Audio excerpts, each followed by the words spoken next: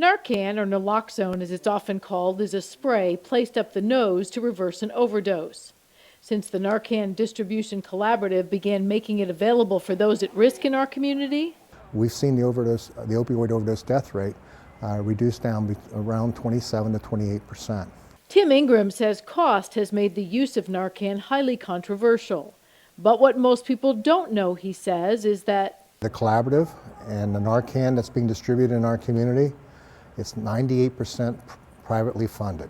But set aside who's paying for Narcan, and today, as we were preparing for what's happening in health, two top law enforcement officers in our community had this to say about Narcan's use.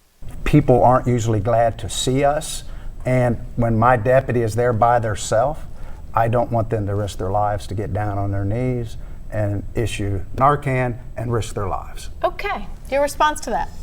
Well, unfortunately, in the city of Cincinnati, Hamilton County, we deal with 50 to 70 overdoses, so numbers play a big role in that. In the city of Cincinnati, both the police and fire issue several thousand kits of Narcan every year, and not a single report of an officer being assaulted. I did have to ask, however, what happens when it's personal, say your own sister or daughter? In my opinion, it's a mental medical health condition, but in order to link them to that, we have to keep them alive. And if I have the ability to save people's lives, then that's what I'm going to do. It's just my mission, my job. My department feels the same way. Each officer does it. Everyone's got their own thing, and my thing is I'm going to try to do all I can to save people's lives.